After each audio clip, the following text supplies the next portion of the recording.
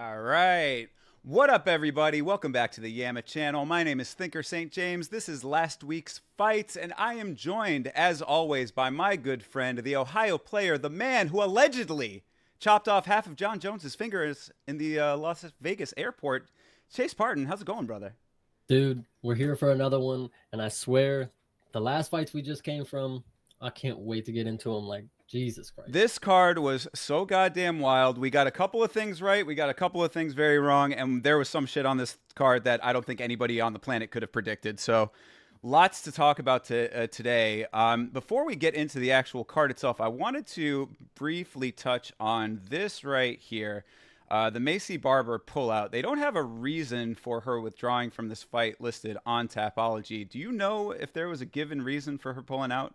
No, but I know she was at the motherfucking arena looking happy to be there. Like, exactly. Yeah. That's exactly why I wanted to bring it up, because it bothers the hell out of me anytime that a fighter pulls out of the fight and then is showing up to the actual event itself looking, you know, like $1 million, all happy as fuck. So I don't know what happened there.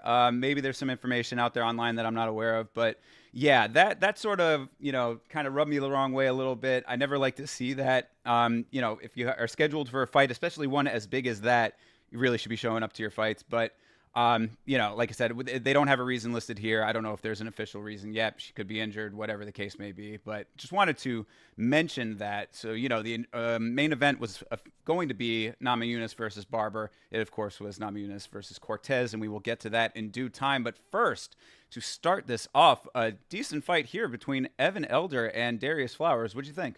Yeah, they both came out and they were ready to go. Darius was pushing the pace, and I knew he was, you know, he was trying to act like Bobby Green and do some wild shit, and he was going to gas out. You saw it coming.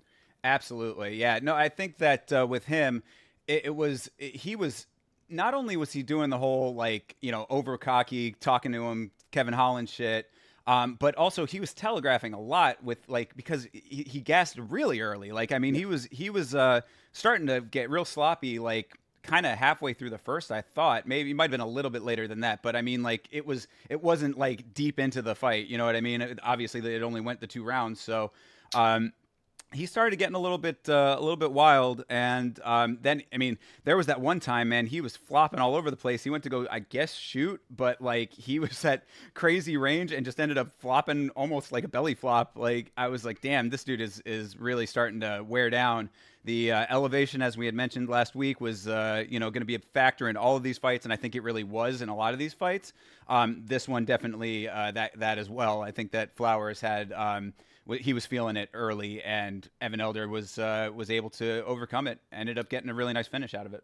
Yeah, I think the game plan was because I do believe that this was just short notice. I think this was somewhat short notice. Correct. And so Darius, he had to just figure out a way to get the dude to trade with him and finish early because he knew he wasn't going to make the bell. At least that's what it looked like to me.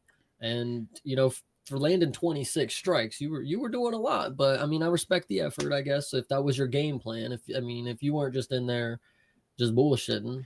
Yeah, like that was the unfortunate part about it is because before he started to get a little wild, he was getting some nice shots in there. I mean, you can tell he's got some good power.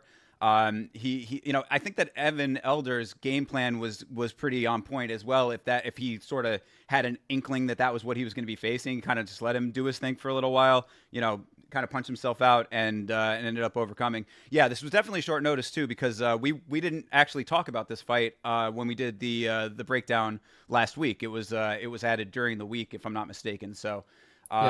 Yeah. So I mean, both these guys, coming in a little bit short, and I think Evan Elder put on a really good show for all of those factors. I mean, he was at elevation too. It's not like he wasn't feeling it. So being able to get the submission, good job for him.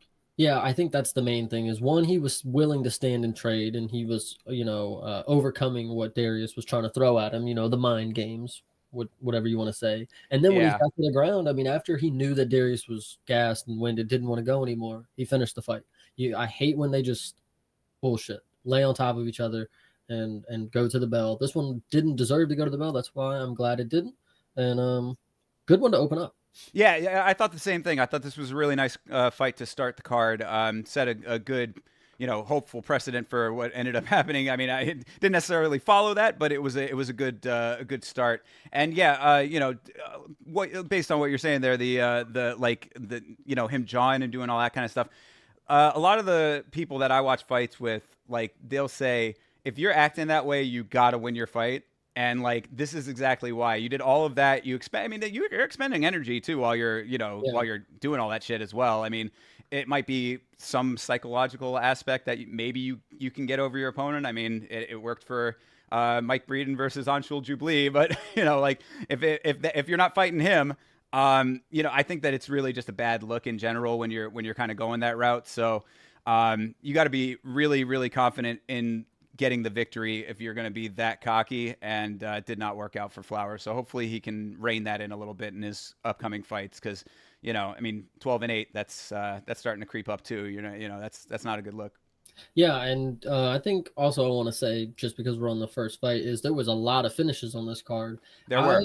I was dumb, and I'm sitting here saying like, oh, the wrestling type lay on top of each other, gets a decision. But no, I mean, people really, they came out to do their job, and I really respect that. This is what you get when you have an Apex, or not an Apex, but a Fight Night card that's not at the Apex. Absolutely, yeah. No, this was a good show for Denver, and it was definitely an interesting one. I mean, there was a lot of craziness, which we will continue to get into here. So, yeah, good fight to start it all off. Next up was Andre Petroski versus Josh Fremd. A little bit less of a spectacular fight, I would say, but it wasn't terrible. I think that Petroski did what you were saying that he should do. He stayed the course.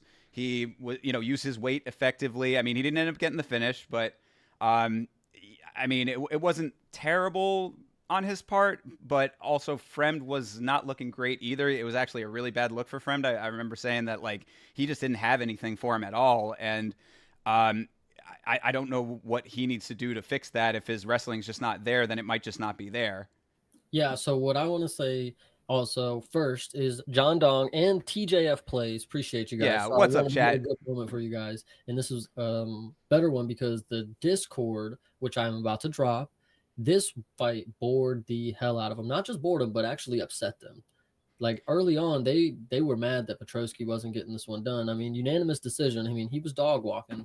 I mean, weird that he threw 30 total strikes and got a unanimous decision. Now that I see that, or he landed 30 total strikes, but yeah, this one was pretty bad for him. Yeah, I mean, it was so much ground control. I mean, that was the problem, is that Fremd got taken down and just wasn't getting up. I mean, there was a time too. I think there might have been more than one time where he was taken down, and he was close to the cage and wasn't even making any attempt to back himself up and get back to his feet. It was just a really all around bad look for Fremd. I mean, I guess that's really kind of the better way to put it, is that it wasn't necessarily the greatest look for Petrosky either, but it was just a terrible look for Fremd. Yeah, Fremd actually threw up, I think maybe one or two. They didn't credit him for the sub attempts, but he had like a good triangle attempt, I believe is what it was. And I was kind of thinking that Petrosky might slip up and, maybe fuck around in the third round and get subbed. But I mean, I knew it. I saw it coming, I guess. So Yeah, well, they were both looking a little bit tired, kind of halfway through or so. I mean, even by the end of the first, like Fremd was definitely starting to breathe heavy, just because he was being controlled so much. He's trying to wriggle his way out of some tough positions and not able to do anything. It's frustrating as well, obviously. I mean, he really was like, when he came out after the first, I believe it was in the second. It might have been the third, but I'm pretty sure it was in the second, where he like started trying to throw a little heavier because he knew that he was down. And it was just like, bro, that's great if you can get that done, but like you have to have a game plan. It's having the full on course of action that is going to actually get you towards a victory, and I just don't think he had it, because every time he was just on his back, that was just the end of it. I mean, really, you could kind of like let the clock tick down and go fucking make a sandwich and come back, and he'd be on his back. yeah, it's kind of crazy. 12, 13 minutes of control time, like That's ridiculous. gosh, yeah.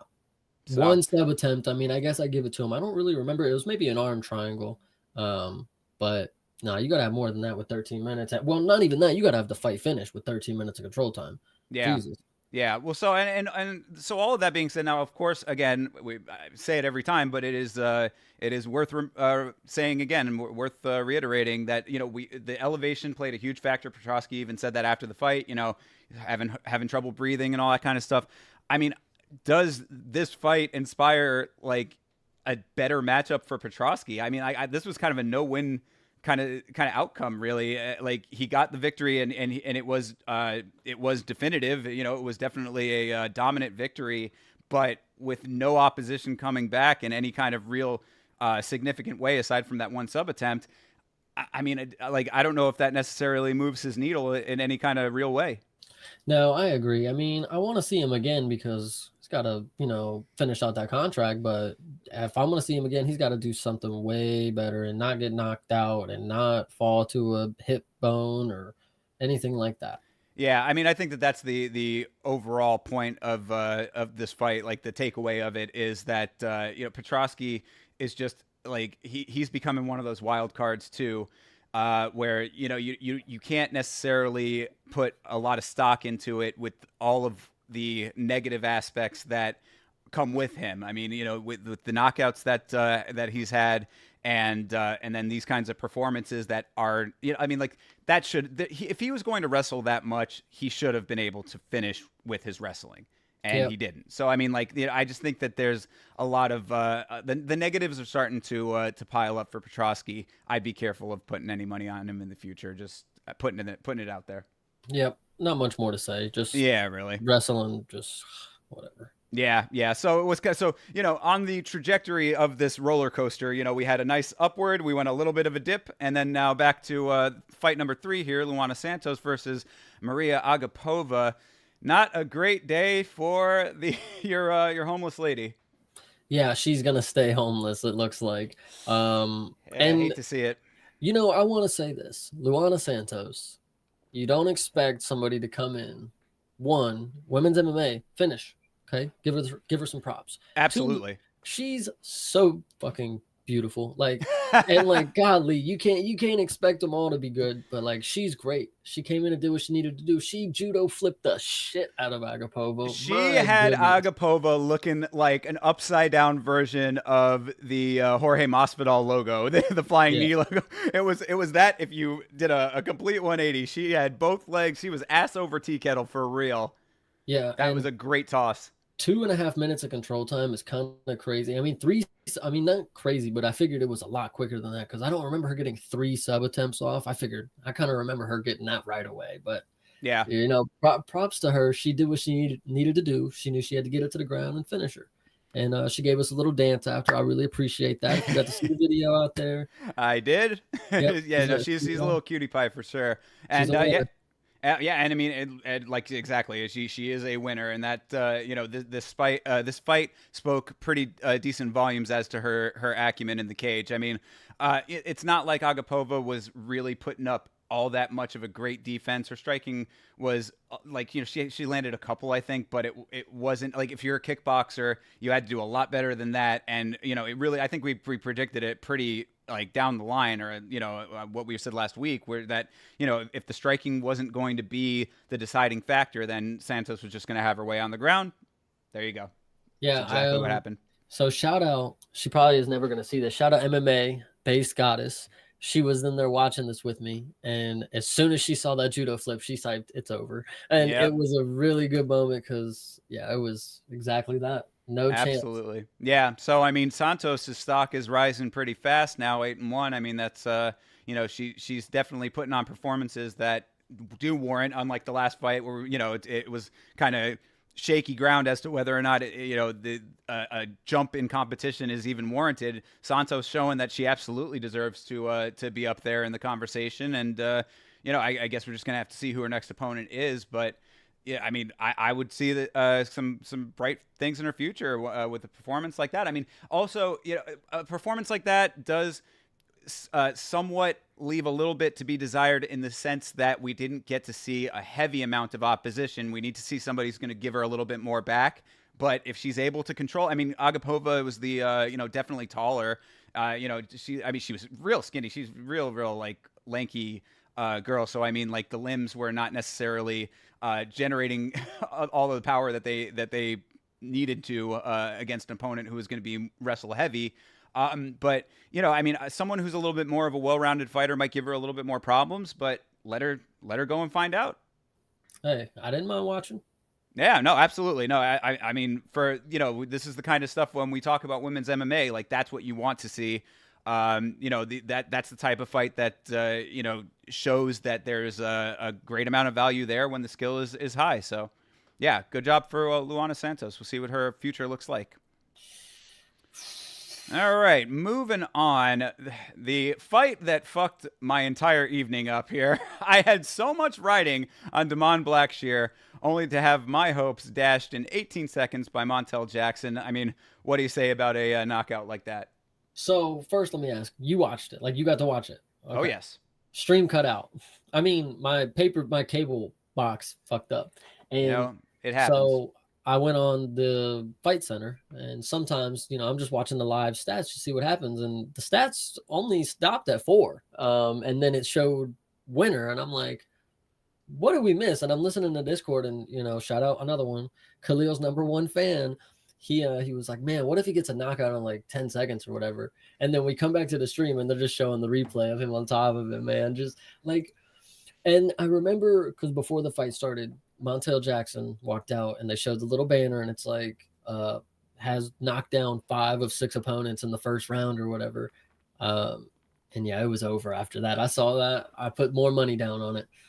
Yeah, no, that was. I mean, what up, Henry? Yeah, no, Jackson. I mean, this is what we said on the Monday stream. It was the power and the striking was going to be there for Jackson if Blackshear couldn't get the wrestling going, and obviously showing that he's a little bit more chinny than he let on in his previous fights. That's something that I was not expecting. I did not expect him to just crumble like that, because it really was just a power shot right down the line. He was not able to really get anything off whatsoever. 18 seconds tells the whole tale of the fight. Jackson's got the power for sure, and he utilized it extremely well. I mean, granted, Blackshear was dipping in. I mean, he was trying to get the wrestling going in that sense, but it just bang. I mean, it really was just a power shot that Fucking just sniper landed bullet, like really, yeah, exactly. Rooftop sniper, not unlike a certain situation that happened on this evening with the former president. Glad that guy's okay. yeah. But yeah, but yeah, no. I mean, really, there's not too much to say about it. Just that Jackson's got the power in his hands. He's got big hands. That was another thing that had been floating around there. Is he's got the same size hands as Francis Ngannou, which is pretty crazy, fighting at the slower weight. So, yeah, it was a great knockout. Quick is his nickname. Quick is is accurate. Yeah, he did it faster than Peyton Talbot, so that's something to note. And same size hands as Francis. I want to make a point just for the audience to ponder. I've always questioned, do hand size actually affect power, like shots and whatever? And if that's the case, I mean, this dude might be proving some science here for me.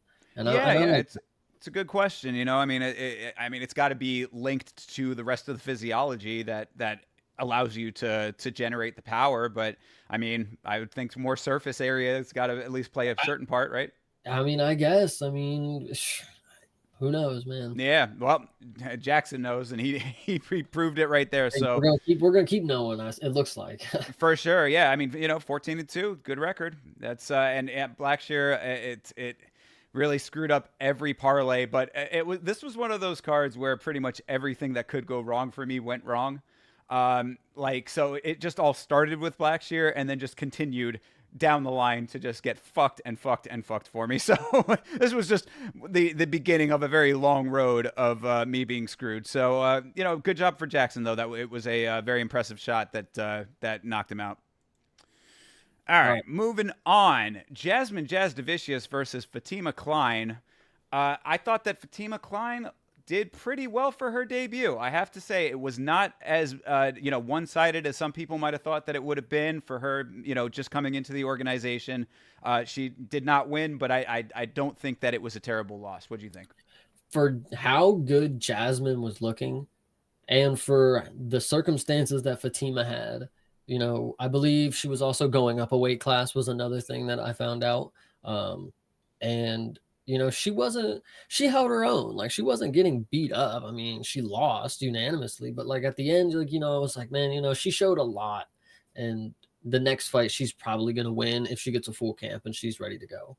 Yeah, yeah. I mean, I think that she showed a lot of heart, really. I mean, because there was a lot of times where she was being controlled on the ground and just wasn't able. I mean, Jasmine, powerful girl, she was able to really control a lot, but Fatima was really not making it easy for Jasmine at a lot of times. I mean, her striking looked really nice. She got a couple of really nice shots in there. Yeah, I like I said, I don't think that this was a terrible loss for her. I think that she's got way more potential than that fight showed. And it really, I mean, the fact that they even shot her up to Jasmine Jasdavicius as her fight to enter the organization tells you a lot about what the potential for Klein is. I don't think it was a bad loss. I liked her striking. I think that she came in and showed that she belonged there. She belongs in the organization. She's not some scrub that they found on the sidewalk like Right. like other people on the card. No, she deserved to be there, and she looked pretty good even in defeat. I think it was an all right fight overall for her. Yeah, she only gained, she gained a loss, but like her first loss is whatever. Like, she's okay. She's got some good experience facing literally like a really fucking also good prospect. And Jasmine had her in a really deep sub, and she didn't give up. So It's true. Yeah, absolutely. She was showing some decent fight IQ throughout all of that as well. That's like those times when she was getting controlled. That's exactly what I'm getting at. I mean, like, she was not making it so that she was being completely smothered at any time. I mean, the sub attempts that Jasmine was getting were she was making sure that they weren't taking her out. So. Yeah, I think it was all right. And hopefully her next fight will, let her show a little bit more of the abilities against somebody who, she can kind of get the foot off the gas a little bit quicker and kind of style on a little bit. But as for Jasmine Jasdavicius, I mean, she's showing to be living up to the potential that people are putting on her. I mean, that was a really dominant performance overall. I mean, it wasn't so one-sided that it was complete domination, but at the same time, she was pretty much getting her way for a good amount of where it counted. Yeah, for sure. So yeah, Jasmine's hopefully keeps going up. I mean, yeah, I would think that some high level competition should be around the corner for her. I mean, she's had some in the past. I mean, 11-3. She's had a couple that have been able to figure out her plans, but she's getting better. It looks like she's improving over time too, which is something that you really like to see. For sure. No, yeah. Like, it's kind of crazy that she had one of the better performances on the entire card out of all the women's, like even the submission that we had, like it was kind of quick. And like Jasmine, she was able to do it in elevation at a high clip very efficiently. So Yeah, yeah, absolutely. Yeah, most definitely. That's that Canadian training, man. They're up there at elevation in Canada. The air is thin. She can get it done. So good job to her. All right, so I know you've got a lot to say about this fight. Charles Johnson, Josh Van. Yeah, I think that this was the best version of Charles Johnson we have ever seen in the UFC. And Josh Van looked good in those first 2 rounds. I mean, it wasn't like it was completely one-sided throughout the entire fight, but that third round, we actually rewound the tape to watch that third round again. Charles Johnson evaded every single attack in that third round and then got the knockout. It was really very beautiful. I would highly recommend, if you have the ability, to go back and rewatch that, just that third round specifically. The whole fight was great, but that third round, Charles Johnson was moving so effectively throughout the entire fight, but that third round, it really was one of those deals where it was like level 1, level 2, level 3, you know what I mean? Like just throughout those 3 rounds. And that third round, man, he proved himself for real, for real. yeah, and I want to give a shout out to Henry since he gave me one. He was the only person in the Discord backing Charles Johnson. The entire fight, we were all biased as hell because I'm not going to lie. I was 100% not going to give Charles Johnson any props here. Josh Van was winning that fight.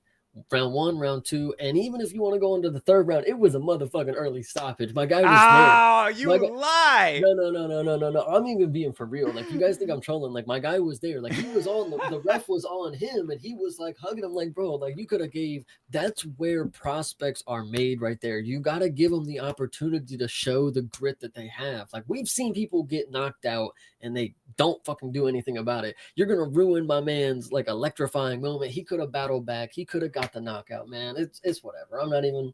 If I see Charles Johnson, when I get up to, I'm gonna go to 125. I'm gonna avenge Josh Van for this one. All right.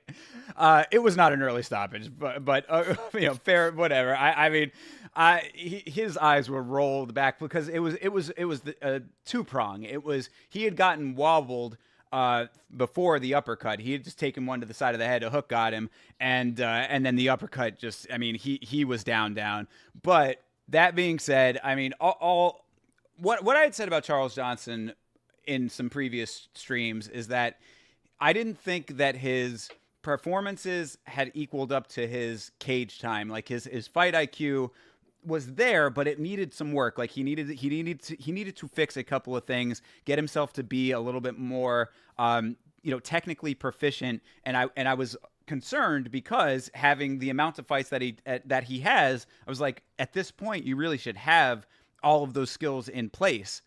I think that this performance really showed that he's got all of that stuff worked out. I mean, I think that he's made the adjustments he needs to make. He was moving super nice throughout the entire fight. That was one thing that I noted early in the fight, is that, Josh, as the smaller guy, was really having to get in there and make it dirty. And with Johnson just moving as effectively as he was, it was hard for Josh. I mean, like he wasn't able to get his combos off as effectively as he might have been if Johnson had been a little bit more flat-footed. So, a lot of times Josh Van showed that he has the power. I mean, he definitely was when he was in there, he was putting on 2s and 3s, he was laying the combos down, but it just wasn't as much as it could have been had Johnson not been moving as nicely as he was. So all of that, equaled up to a long fight for Josh. I mean, I think that he he didn't look like he was gassing, but it looked like he was starting to get just it was the third round. You know how that goes. I mean, he's been moving around as much as Johnson was trying to catch him. I think that he might have been getting slightly frustrated, but not showing it necessarily. I think mentally it might have just been like, what do I have to do to catch this guy? And, he was starting to throw a couple of the, like spinny deals as well, because Johnson was doing it. I think they were trying to throw, go tit for tat on that a little bit. Johnson was just more effective with them and added up to a really nice victory. I was very happy for Charles Johnson. Shout out to Vitz King, by the way. That's his favorite fighter. Yeah, and so in retrospect, I will give Charles Johnson some props. I do agree that he probably did win round 1 and 2. Like, Josh Van was active and, he was studying his shots, but Charles Johnson was more active. He was mixing in the kicks a lot better. In the Discord, we had a good comparison of Josh Van. He has like his style is kind of like Petr Yan, but I said the same thing, actually. Yeah. But he doesn't mix in the kicks enough. Like, that's why Charles was able to be so, elusive. And he was teeping, he was playing, he was doing some tie stances, and like he was just letting him style on him for real. And I don't know, maybe Josh was expecting, third round comes, I'll get something going, but he didn't expect, Charles Johnson to come out there and bomb him. Yeah, no, absolutely. And it was funny because I thought I heard on commentary they said that Johnson's corner had said that he might have been down 2 rounds, and I was like, that sounds very strange to me, because I mean, effective cornering one way or another. I mean, get the guy to go out there and win the fight and finish the fight, not a problem, but it did not seem to me that he was down 2 rounds. I mean, you might be able to give Van one of those rounds possibly, but I mean, really, I thought he was holding his own really, really nicely. Like you said, he was very active, and the footwork was just on full display. As I said, I think that this really was the absolute best version of Charles Johnson that we've seen in the cage so far. Yeah, it was a really good one, especially going into the third. We didn't really know what was going to happen. I had Josh Van. I think I maybe just had a money line because I really wasn't sure, but damn me, that one was really hard to take. Yeah. Yeah, no, Josh Van was the darling of the Discord, and I felt very bad when that knockout happened. That was the first thing I thought. I was like, oof, y'all must be feeling it real bad there. And honestly, though, regardless of all of the conversation in the Discord, I had Josh Van too. I had said it on the Monday stream. I thought that he was going to be able to get the job done based on the previous information from Charles Johnson. He really leveled up in this fight. I think you got to give him a lot of credit for putting the pieces together against Josh Van, who was a surging, kind of earlier dude in his career. I mean, he was making a name for himself off of some really nice wins. This could have been the one that turned the tide for him, but Charles Johnson shows there are levels. Yeah, last 2 things I want to make is, when we talked about it last week, I said I hope Josh Van doesn't have a moment where he gets into the third round and he's like extremely gassed or whatever, and there's a rookie mistake. He's not the only one that makes one of these. And then the next point that I wanted to make is that Tatsuro just went to a main event of Fight Night and won, and Josh Van just lost in the prelims of a Fight Night. It kind of it's not looking good in comparison, because these dudes were supposed to fight. Yeah, I don't know, man.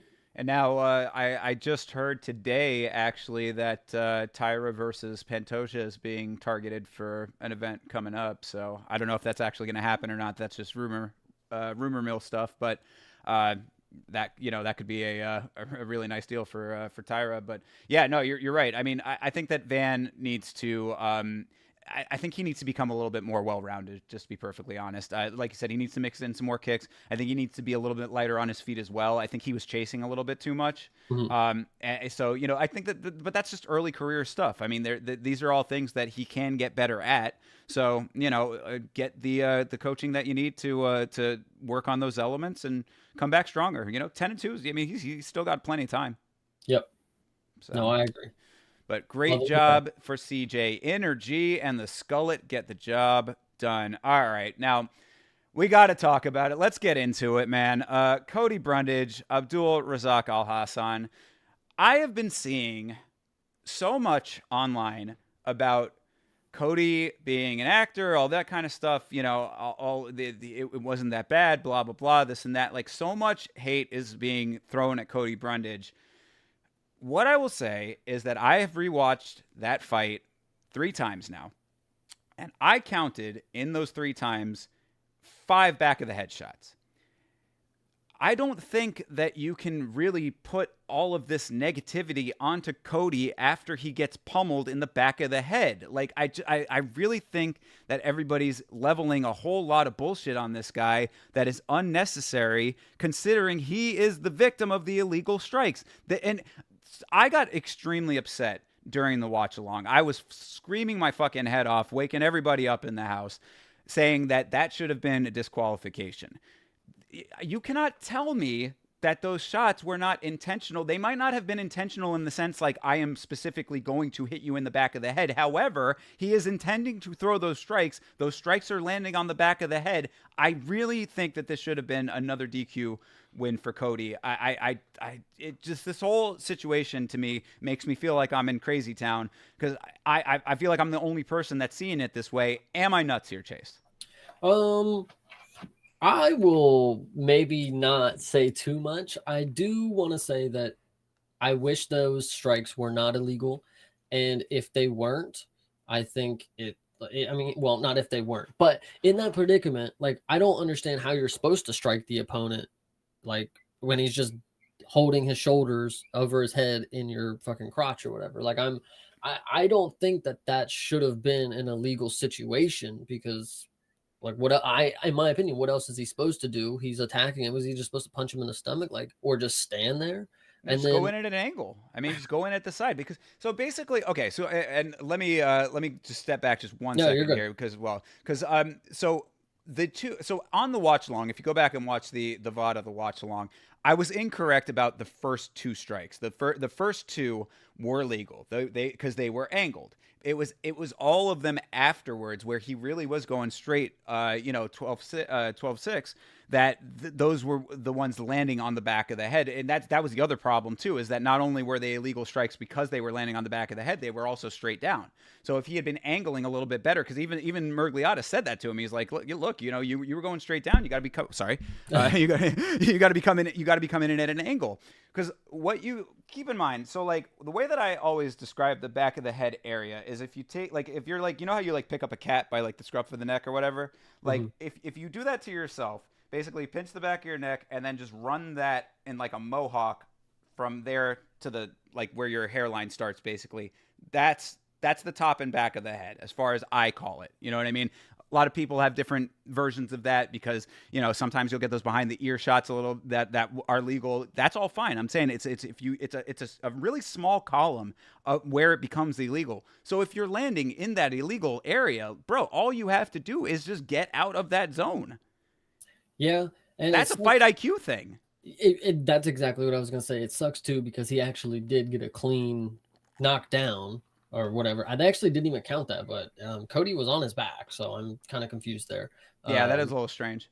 So, and it just sucks, because he was supposed to come back with a big statement, and everybody knew that he had some power, and I was probably the only dude that said Cody could do it for obvious bullshit reasons, but somebody's got to play, somebody's side here, and Abdul kind of fucked. He almost won me money because he was being stupid. And I actually want to go to the next point about the fucking doctors. I don't know why this took so long. I don't know why the doctors kept, like, they had 2 doctors, I'm pretty sure, talking to Cody, and Cody keeps asking what's happening. Like, are we gonna fight? Like, are you okay? Can you continue? Like, do you know what is happening? And like, that's what I was confused, because we can only see the mouth movement. And after you get concussed and you're like knocked down or whatever, and now we get some illegal strikes, he's asking what is happening. Why is it not the end of it right there? Like, why Johnny Walker got to answer questions, but Cody Brundage can just sit there and take his time? Yeah, for real. I mean, that speaks to the professionalism of the actual doctors themselves. I mean, they should be giving them the time. I mean, they have 5 minutes to recover. So it's kind of one of those odd situations where it's like, on the one hand, they do have to like see where his mental state is at, but on the other hand, they do want to let him get the recovery time, because he is deserving of it. So it's kind of a tough kind of pickle to be in. Cody not wanting to go on after that, or not being able to go on after that, I guess you could say maybe there was some element of him taking the easy way out a little bit, but I think that there are levels to that as well, because we'll talk in a couple of fights coming up here about Angelosa. It's the difference between a glancing eye poke and 5 shots to the back of the head. I don't know. I feel like Cody's getting an unfair amount of negativity because of this. Could he have handled it differently? Yes. Should he have gone back into the fight? Probably, because of the warrior spirit aspect of it. But on the other hand, I just look. He was the dude who was fouled. You can dislike it all you want. It's not his fault. He didn't go in there saying, "Hey, hit me in the back of the fucking head." I mean, granted, like you said, he did come in for the double, and his head was there. But it's that again. That's Al Hassan's fault. He didn't have to throw those strikes. And then after that, because if you remember the sequence, Cody got dropped, even if they didn't count it, whatever. He got dropped off those 2. Then he was kind of scrambling for a little minute, ended up rolling through. When he was back on his knees, that's where the most of them were. That was when Dan finally did stop it. And so it's like, bro, I mean, like, angle your shots, my guy. I mean, I don't know what else to say. It's your fault at the end of the day. People are putting all of this negativity on Cody like it was him who asked to be punched in the back of the head. I just don't see it. Yeah, and then so he went on like a big press conference about Buckley, I think it was. And he was doing a lot of talking, and then you come out here and you get a fucking no contest. Like, brother, that doesn't get you anywhere closer to like who you're talking about or anywhere near what you're needing to achieve. Absolutely, man. Yeah, I mean, and not for nothing, because this might be a little bit of a spurious point, but I'll throw it out there anyway. Dude is a judo black belt. You would have thought that maybe he could have been doing a little bit more with the throws, and like he didn't have to go as heavy. Like, I understand wanting to capitalize on the striking when you have a clear path to it, but at the same time, you obviously did not have a clear path to legal strikes because you weren't throwing legal strikes. So it's like maybe you should have gone into different all of this. I'm saying we all have the benefit of hindsight when we're commenting on all this stuff. I understand that he's in the moment. He's fighting fast, fight moves fast, all that. I get it. I just think that this showed a very poor fight IQ. And really, I think that you have to lay the blame on Al Hassan. That's where the blame lies in this whole thing. It was not Cody's fault that he got those illegal shots. 100%. Yeah. So I mean, I'll take all of the flames that are coming my way from everybody who says, oh, Cody's the greatest actor since Aljamain Sterling. Whatever, I take that all upon myself, but I gotta play advocate for Cody a little bit here, man. And also, I mean, what I tweeted about this after this fight happened. How is this guy's life? We had said on the Monday stream that Cody really needs the narrative to change. I was saying that, I was yelling that before the fight started, bro. You've got this weird storyline. Your story arc is going in all kinds of weird directions. This is the fight that you can, kind of bring it back and course correct, reset the story here. And yet another element of wackiness on an already wacky timeline of events for Cody Brundage. This guy, it's tough. Yep, 100%. All right, so that is that. Accidental blows. Anyway, all right, so Julian Erosa versus Christian Rodriguez. I think you called this one down the line, my friend. Kudos to you. Yeah, this is crazy. I hate myself for putting money on it, and I should have seen it coming after witnessing all the last 3 wins that Christian Rodriguez had, because he clearly robbed, 2 of them, maybe even 3, in my opinion. And especially the last one, Isaac Dogarian put on a masterclass of wrestling on Christian Rodriguez. And the fact that he didn't do a single goddamn thing this fight, I just want to let you know that it was like a minus 120 something for Christian Rodriguez over 0.5 takedowns. He didn't shoot a single time, and he's a wrestler. He's a motherfucking wrestler, and he came out with the worst striking I've ever seen. And I want to make the point too. Fatima did not tap. She let the bell go. She made it to the bell. Yeah. Christian Rodriguez, you're tapping with 11 seconds left. You should just That let that sink in, brother. fucking double tapping too, man. He Like, was he was tap tapping. dude, he was like, I tap like chicken. Like, I can't believe I've seen it with my eyes now. Like, that is exactly right there. It was crazy. So you ended up going with Rodriguez in the end. You I had took him called it. over. I took him over .5 takedowns. That's it. Okay. Got you. Yeah, no, because I mean, I think that I think the way that you described it on the Monday stream last Monday was exactly correct. I mean, I think that the experience really showed in Arosa. I mean, I think that he was doing pretty much everything right. I mean, like Rodriguez did, yeah, he did not look great even before the fight ending sequence. I mean, it was kind of a weird performance on his part in general. And I mean, I would say that perhaps maybe he was watching the Monday stream. I think he was saying, thinking maybe that because Arosa's a little chinny, that maybe he could go in there and touch his chin a little bit, but he wasn't. And Yeah. Arosa just, did pretty much everything right. I mean, it really was just a fine display on his part, 100% down the line. And yeah, and the way that he tapped, man, I mean, granted, it did look like a really, tight squeeze. I mean, the guillotine was sunk, but man, you saw those both hands just freaking slapping the sides. That was a clear indication that he did not want to be there anymore. Yeah, and so I mean, with Josh Van, fraud checking is a thing we always throw around. Not me and you specifically, but it is thrown around a lot. Josh Van, I wouldn't even say he got fraud checked. That was a good fight, and he ended up, not being the better man. I agree. Christian Rodriguez, if I've seen a fraud check, it is this shit right here, and I just can't believe that. Well, okay, I saw Jekka get subbed by Weston Wilson, but this one right here, like the wins that you come off of. Cameron Simon, Raul Rosas Jr., Isaac Bulgarian. Unanimous decisions for two of them, by the way. And then you come out here and you lose to Julian Erosa by submission in the first round. Dude, you think on something. Just go reevaluate. Yeah, no, and I think that you called it exactly correct. If they run that back with him and Rosas, I mean, I think that's a different outcome next time for sure. Yeah, exactly. That's it, Yeah. dude. Raul, if this dude's tapping to Julian Erosa, no way. No. Yeah, no. I mean, it was and I'm glad for Erosa.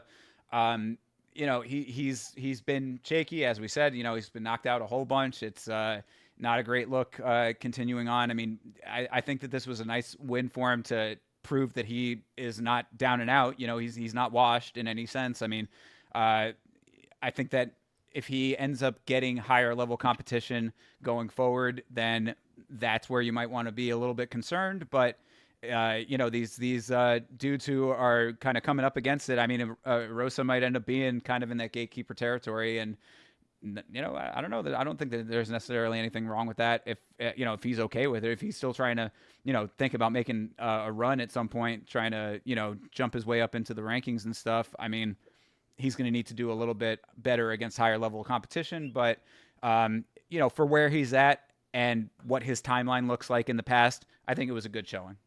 No, 100%. So there you go. All right. So Gabriel Bonfim versus Ange Losa. Bonfim getting the job done. This one here, I want to say this one was kind of similar to the Petrosky fight, not in fight fashion, but for the Discord amusement. Like, this one kind of frustrated everybody because Gabriel Bonfim could go and submit Ange Losa so easily. He just did not decide to do that. And Ange was the one wrestling, but Bonfim wasn't like engaging with it too much, like trying to actually do submissions. Like, it's crazy to me that this went to decision. Unanimous is fine, but like Bonfim, if you're trying to make a name for yourself and climb the ranks, like, you got to make Ange Losa look bad, and it's not that hard. Like, yeah, no, I agree entirely. I said the exact same thing during the watch along. I thought it was very strange that Losa was the one that was going in trying to do the wrestling, and that Bonfim was not biting on any of it. I mean, he did jump guillotine a couple of times, but it slipped right off. Yeah, slipped completely. So I mean, I guess you could say that was an offensive attempt, but yeah, it was odd. It was just it was an odd kind of performance on both sides, because I mean, you would think that Losa, with the frame and power that he has, could have gone in there and really made this a striker's affair. Bonfim was doing a decent job of keeping distance in when after the exchanges of the wrestling, because Anj did start to gas out. I think. I mean, like he was starting to gas by like the second round. So by the time that Anj was starting to fade a little bit, I think Bonfim was moving effectively enough to get the job done, as I said. But I mean, it was just it was kind of odd overall. It was not the fight I think anybody was expecting.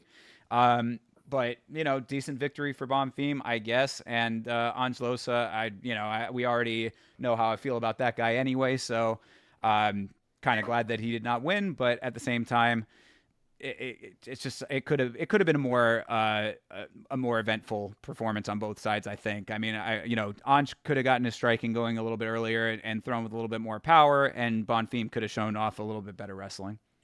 I want to say that Anj, I'm going to try to predict the rest of your career because it looks like I said this before, is like you look like a dude who's just athletic and like this is just a sport you picked up to try to make some quick money, and you tried to strike with Brian Battle. You realize striking hurts. You're not good at it. Now you want to become wrestler and you lose unanimous decision. So this next fight, bro, if you come out do this wrestling shit again and you lose, it ain't looking too bright for you. That's all I got to say. Yeah, I would think that Anj is probably going to be in jeopardy of getting cut within the next couple of fights, especially if his next one's a decisive loss. Yeah.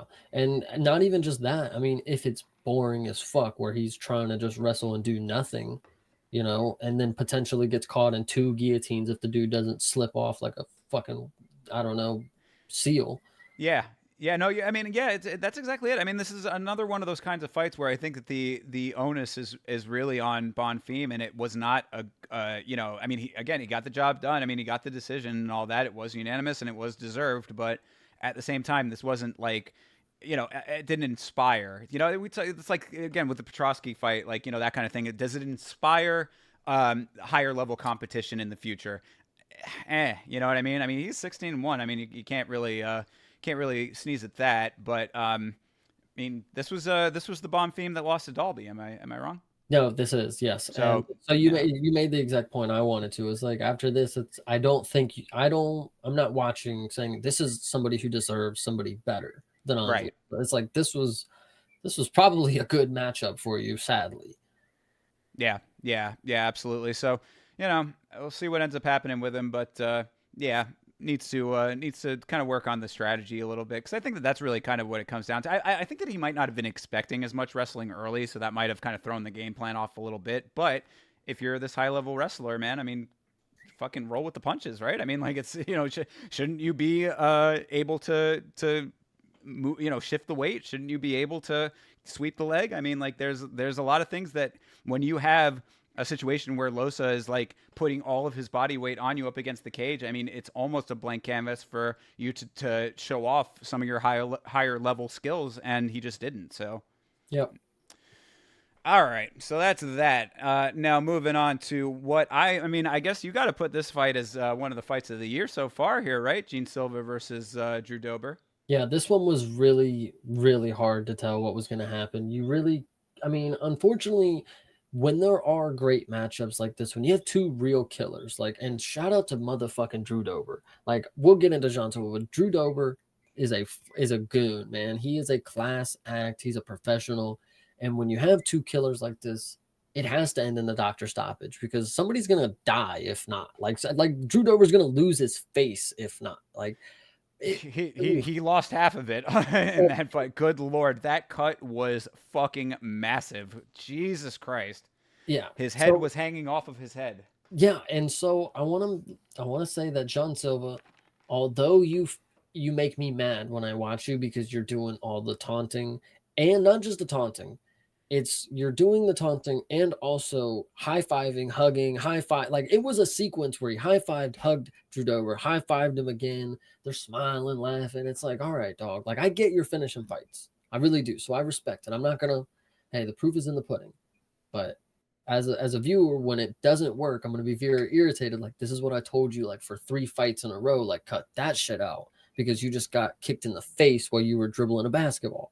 Right. Yeah, exactly. I mean, and really, I think that that's going to be one of those things that could come back to bite him in the ass when he's fighting up against some, guys who are even a little bit higher than Dober. Now that's not a dig at Drew Dober. He's a tough motherfucker and showed it in that fight, of course. But at the same time, I mean, that division just has some goddamn lethal assassins in it, and there aren't going to necessarily be everybody who's going to want to play the respect game the same way that Silva was.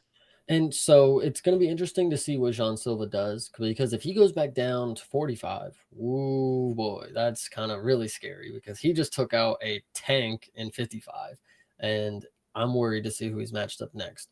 And last point, this was the second opportunity we got to see of the doctors being kind of weird, because the one doctor was asking Drew Dober, like, are you good? Like, if you're good to go, I mean, I'll send you back in there. And the other ref, or the other doctor, is like telling the fucking ref, like, yeah, it's pretty fucking bad. Like, you're gonna have, it's up to you. Like, yeah, it was a weird, I don't know who ended up calling it, but they had, I'm pretty sure Herb Dean came in at a moment and he was talking to the other ref, and it was a weird moment. Yeah, a little strange. I mean, look, if you saw how, I'm sure, everybody, I'm sure at this point has seen that cut. I don't know how any person on the planet could have let that keep going. I mean, look, I want to see fights, continue as bad as everybody else does. When the dude's head has been disconnected from, like his forehead, basically. I mean, his like, it was, I believe, just above the eyebrow. Yeah.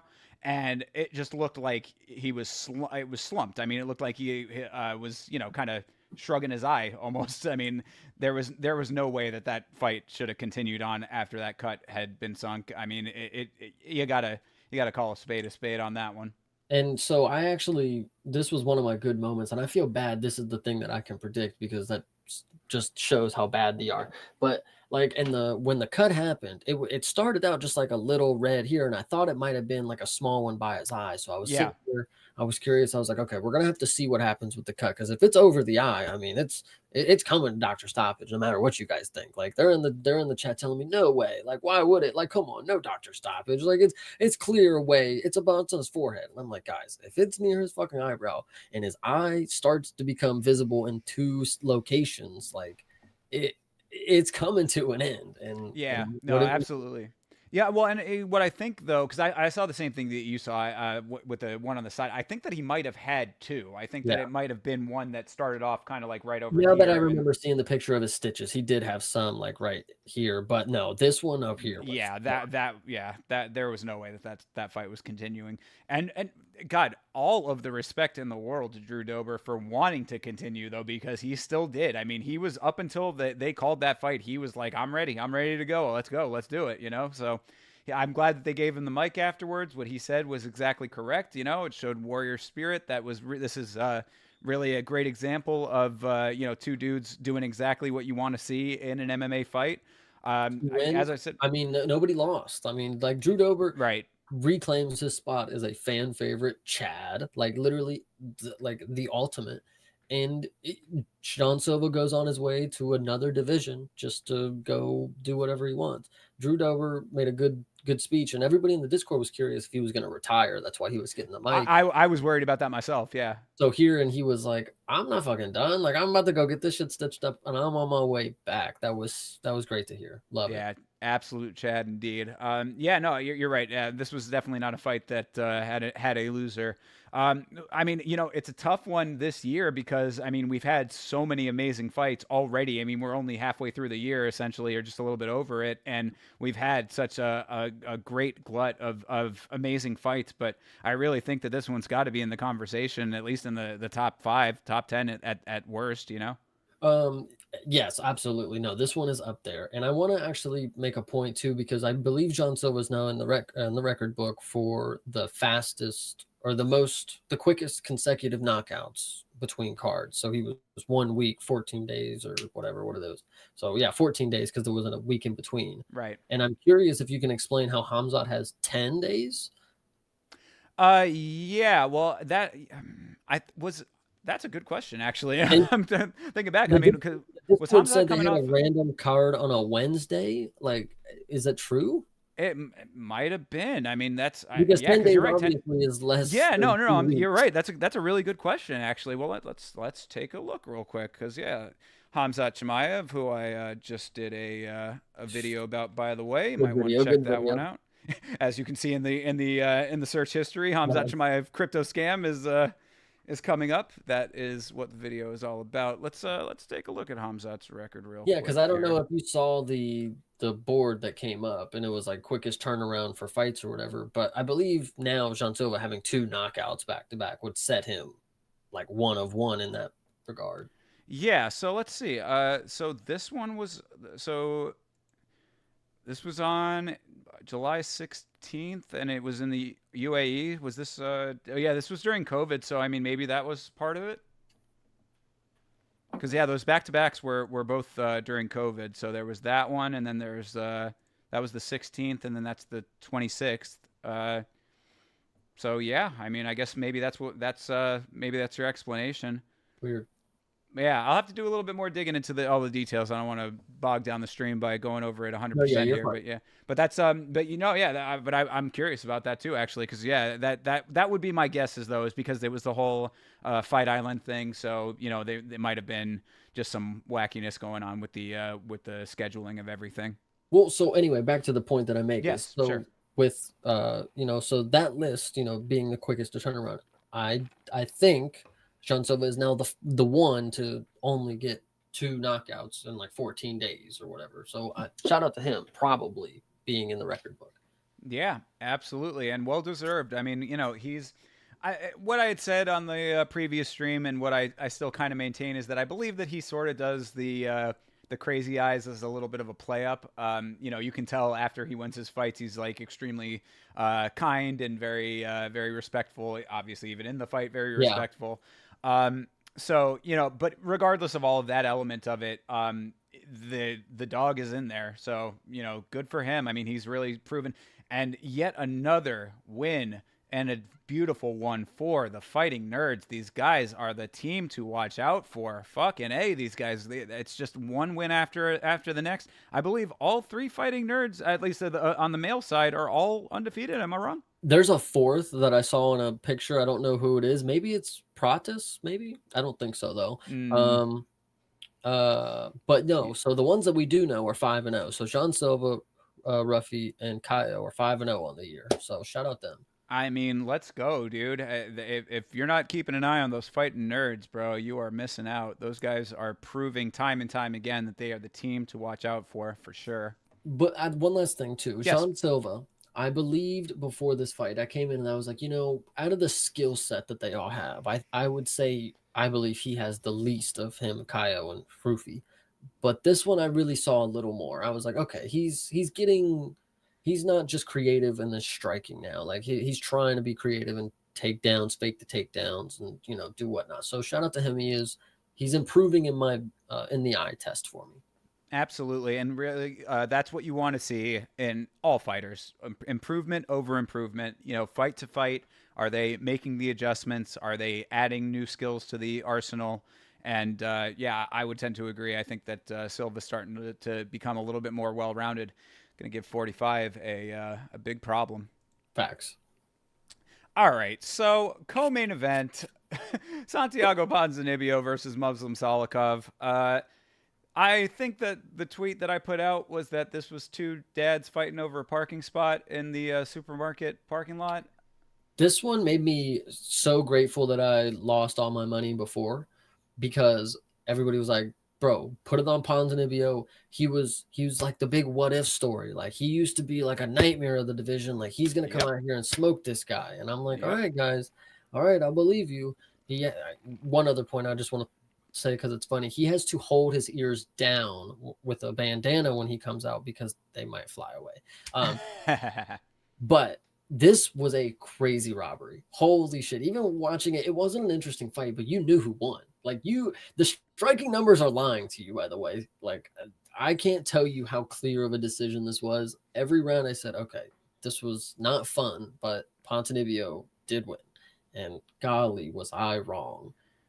I mean, yeah, this was such a clear victory for Ponzinibbio. I was in entire shock that the judges went for Salikov. I don't know what they were basing that on in any stretch of the imagination, because not only like you said, the striking numbers. If they're saying Salikov was up on the striking, then that I to me, mean, 69-42. that sounds like bullshit. But regardless of that, even if let's say that was the truth, let's say that that's the case, Santiago Ponzinibbio's strikes were definitely the ones that were more effective and impactful. I mean, effective.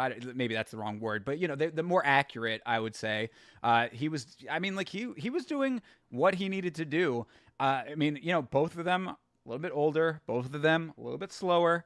For all of those factors being in place, I thought that he was doing, exactly correctly, as boring of a fight as it was. And just, I cannot believe that they went with Muslim Salikov. I do not know what they were basing that on in the slightest. Yeah, I mean, it's literally based off the striking, because 69-42 is what the striking was. But Salikov had no control time and 0 for 5 for takedowns, while Ponzinibbio was 2.5 minutes of control time and 2 takedowns. So he mixed up the game. I don't know where it got lost that this is MMA, but Muslim Salikov sucks, guys. Like that dude. Not even that he sucks, but like as soon as the fight started, like I remember you saying that there was like discretion or discrepancies on its age, like jokingly. And Elite was in the thing. He's like, "Hey guys, he might be like 50. Just watch out." And he looks like it. Not just looks like it, but he fights like it. Like he's Yeah. not good. There's no room for growth here, unless it's robberies. Like this is the only type of wins he's gonna get. You're gonna have to pad his fucking resume with robberies over people who were once has-beens. Because like, who the fuck are you gonna match up with that is gonna isn't gonna start you? Yeah, I mean, it's kind of like his record as 20-5 just seems odd to me, off of exactly that point. I mean, like, I don't.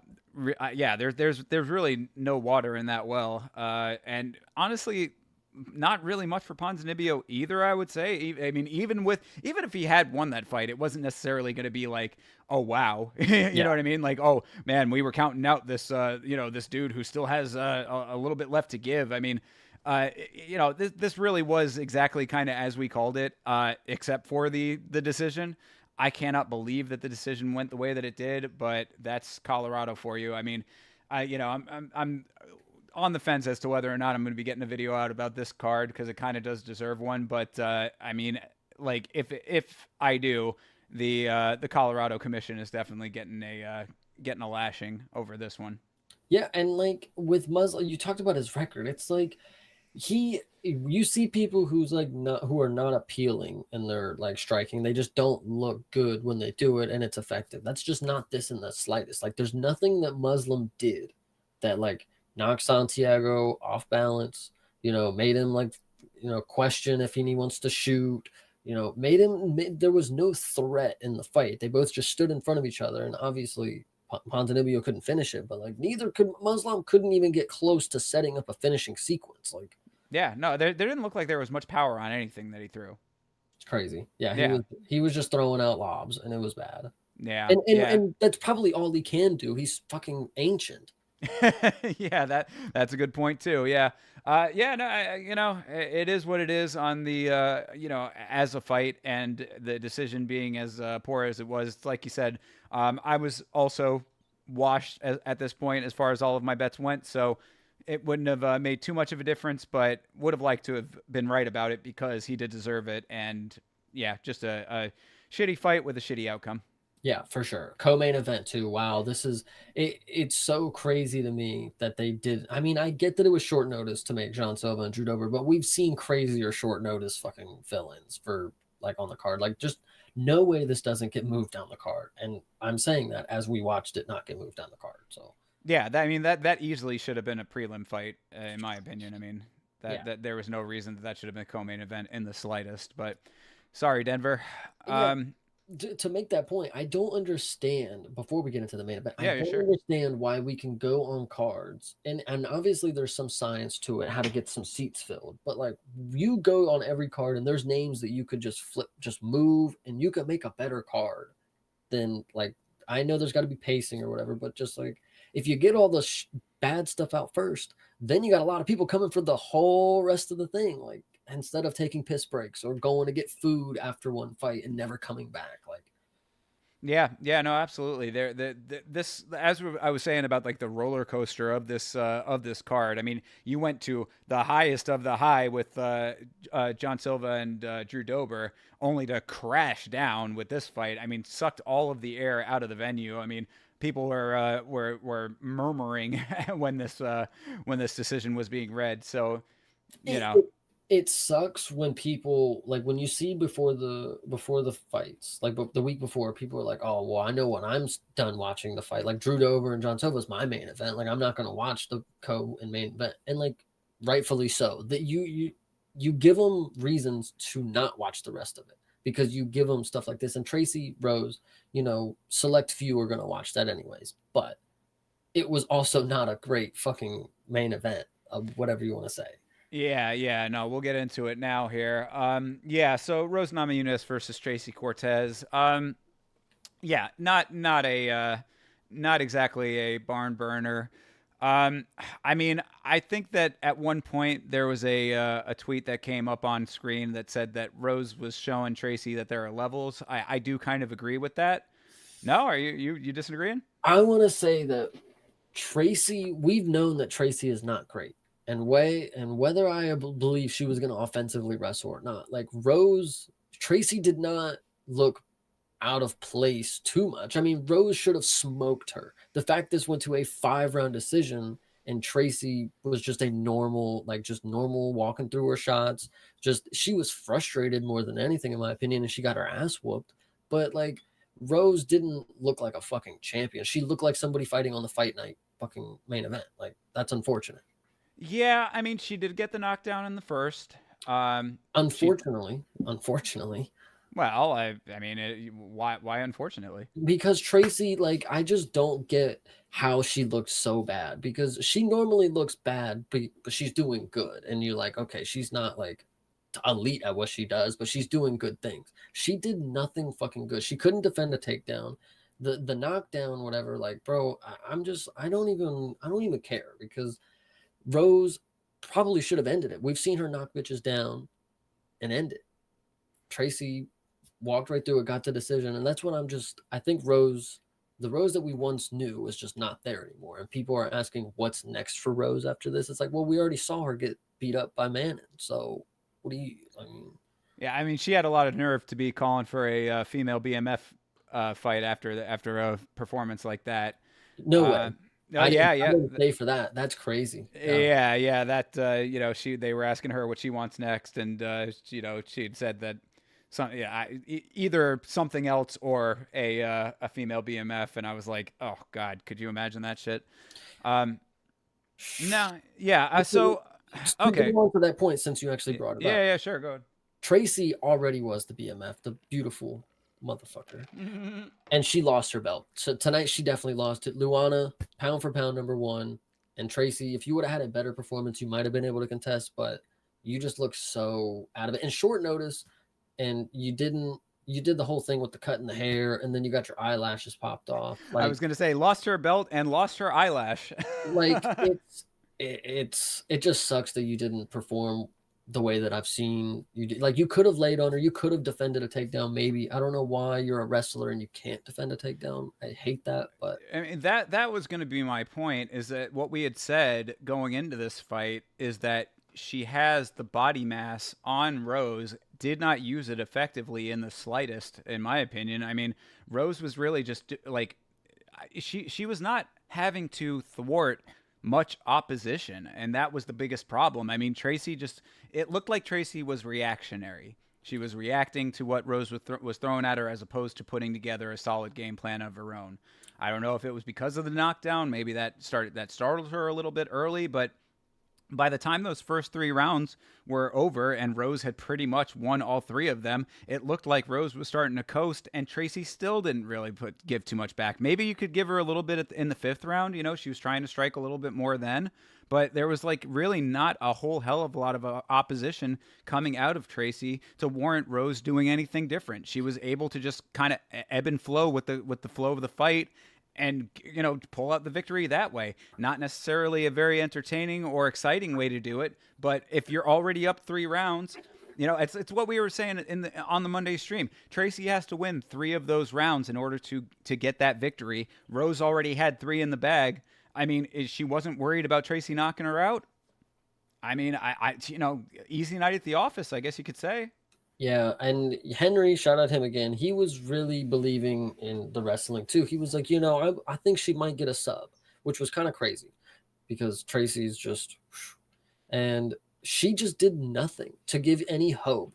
Like she would stand there and her striking is just it's filled with hooks and loops. She doesn't throw straight at all. So she leaves her chin straight in the air. That's why she gets her fucking face knocked off. And it's just frustrating, like, because obviously she got put in this matchup and it was short notice or whatever, but she's in the matchup. So there should be some form of competition. Like she just looked like she was outclassed a lot, but not by like Rose didn't look elite in that. That's the problem. Is like she didn't look like the greatest fucking striker, the greatest wrestler, but she made Tracy look so amateur. Like absolutely, definitely. I mean, it wasn't outclassing. That's what I was saying about the levels. I mean, really, Rose with the way that Tracy was fighting, she just didn't have to do a lot, which again is boring and not necessarily what you want to see, especially out of a main event. I feel terrible for those people in Denver having that as a main event, but I mean, at least they got John Silver versus Stover. But yeah, again, if you're being presented with an easy set of options and you just take the easy options, then I mean, I guess you can't really fault it all that much. You would like to see better, but Tracy just didn't make it competitive at all. Yeah, and I mean after this, and while I'm watching this, like I'm sitting here thinking like, Tracy and Macy, like there's not much different I say about like they're basically the same fighter in my opinion. This wouldn't have maybe gone different, I don't think, unfortunately. I think Macy might have better striking. You would hope. You would hope. And that's probably true. And I think that's just the matchup to make next. Rose is thinking like she's got some belt aspirations, but like until Manon goes and figures it out, like Rose, you still got some climbing to do, in my opinion. I don't care absolutely. what you had before. Like no. Yeah, I agree completely. I mean, I think that with Rose, like she still is exactly as I had thought about her before this fight. She is, to me, very unpredictable. You cannot. I don't think that you can lay a great amount of confidence on Rose because you're getting different versions of her in every fight. This was she wasn't having to overcome many obstacles, so it looked a little bit effortless in this fight. But someone who is going to give you more of an opposition, she can be overpowered. She can be, she is an obstacle that can be overcome for a fighter who's going to be a little bit more dogged in the way that they approach it. So I don't think that this Rose's stock very, very much, in my opinion. Yeah, and so I mean, back to the levels thing is like another reason why I just don't see that being it, because Tracy, again, short notice, elevation, whatever you want to say, went the distance. I mean, it's women, so distance is fine. But like Rose should have made this look a lot with those circumstances. She should have made it look way more one-sided. I know she was coasting, but like if you want title aspirations, you need to put the foot on the gas and give us a reason to want you to have the belt or the belt opportunity. Like, right. Oh, we're watching you go for a finish. Like, I want to see that against whoever's got the belt. Like, but even a judge had 48-47. It's like maybe there aren't too many different levels to it. Maybe one level above it, like one. Like, no, I think that's accurate. But again, I think that this all kind of falls back on Tracy not putting enough effort in early. I mean, like when you can't let Rose just walk all over you. I mean, that's pretty much as basic as it comes. I mean, I think that when it comes down to the bare bones of this fight, there just wasn't a lot that Tracy was a lot of effort being shown early in the fight, so Rose just kind of moves with it. Again, I think that is one of her strengths that you could say. I mean, it was definitely on full display in this fight, is that she adjusts and calculates well. It's not always pretty, it's not always entertaining, but if you're playing to what is being thrown at you and you're able to move with it in an effective way, that's the outcome. And it really just went exactly that way. I don't think that there's any two ways about it. The unfortunate thing is, I'll say Rose is in a good position to have an injury happen and then she fills in. I think that's the best chance that she has right now is or an injury happens for a title shot and she's the fill-in fight because they know she's reliable. She's been in 5-round fights and she's coming off a win. That's just the way that I see her next title shot if she's gonna get it. Because if she has to go through another one and she gets anybody, let's actually go take a look. Yeah, I got the rankings over here with this women's strawweight, right? Should be Oh, it's flyweight. My bad. okay. Rose, Macy's ranked above her. That's kind of crazy. I still think she might be beats her. Okay, maybe Rose does have a place underneath Manon, but we saw that happen. And then if Valentina somehow doesn't fight Grasso next, I mean, she's toast. Like she's cooking Rose. Yeah, I don't think that Rose has anything for Grasso or Shevchenko. I think that that's pretty well, a foregone conclusion. Maybe running it back with Manon would be appropriate only because the only reason I say that is because she did break her finger in that fight. You could make there's at least a narrative there. The finger broke. It wasn't what she wasn't able to pull off what she could have pulled off XYZ. I mean you can fill in the blanks on that one. I don't see that as necessarily inappropriate because I mean after that win she's probably going to jump. She might even jump Macy at that just because of that win, right? I mean, she might end up jumping 2 spots. Her and Aaron might not be a bad fight, but I mean, they both got beat up by Manon, so I guess that's the only. I guess logically, I guess that makes sense. Yeah. I mean, it would be a really nice statement for Blanchfield if she could utilize the wrestling that we all know that she has to get it off. But like you said, I mean, she didn't really effectively execute any kind of strategy in that regard against Furo. So yeah, this whole top of the division besides Grasso and Shevchenko is kind of a little shaky. Well, and then I was gonna say Andrade too. Like, there's no reason to have that. Did they ever have a rematch for that? Like, I think that you mean a rematch after their initial? I don't know if they've. didn't she? I mean, didn't she get the slam knockout? That Rose. Yeah. I think that was Rose that got slammed like that. Yeah. So I mean, but nobody. I mean, 6-5. I mean, that doesn't do anything for anybody, and nobody really wants to see a rematch, even if it maybe already happened or whatever. Yeah. Macy or Aaron, I guess. Like I said, remake that Macy one. If she was sitting there all happy, like, bro, you could have been in the hospital bed with a broken leg or something. I thought, like, well, that's why I brought that up at the start of the stream because I think it's always a very bad look when you're supposed to be in the cage and you're not. When you're supposed to be in the cage and you're in the crowd. Not a great look. I was hoping, I was sitting there, I was like, Macy, you're looking pretty happy in the fucking crowd. Do the Michael Chandler thing. You better go back there and practice with the gear on if you can't go fucking fight. Like, you better be ready to go, even if you can't. Like, that's yeah. So but I still want to find out what exactly the issue there because maybe just staff and she pulled out. Like, I mean, it could have been some kind of illness or injury. Or I mean. She looked okay in the crowd, though. She looked fine to me, I'll tell you that. Yeah. What I would really like to see in this division is for some of these lower numbers to start making some statements. That would be something that I think could be a nice thing to shake things up.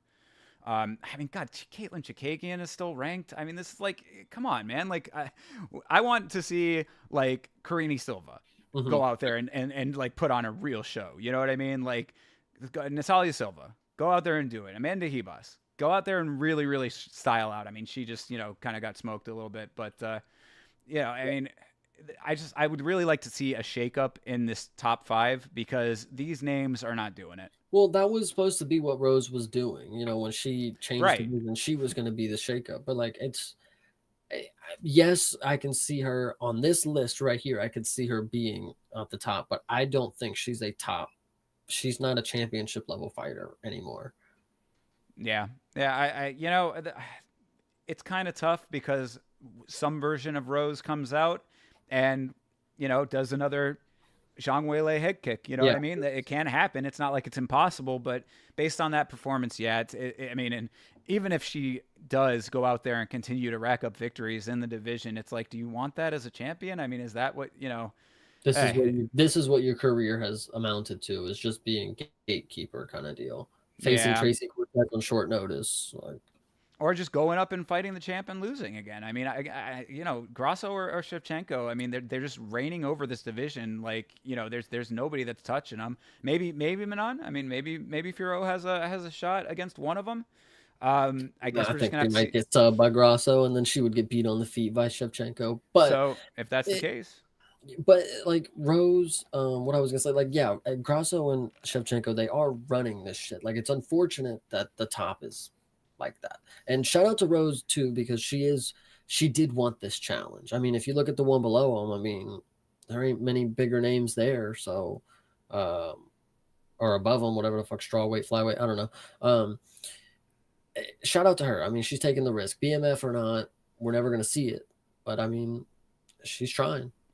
if they put her in the female BMF fight, that would be one of the biggest mistakes I think of all time on the organization's Yeah, part. who would even be an opponent? There you go. Name that one.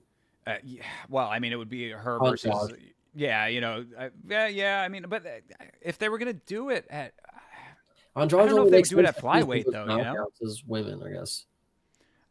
Yeah, yeah. I think that the women's BMF. I mean, well. Let's throw one thing in there. Joanna Jacek did say that she would come out of retirement for that belt if they did make it.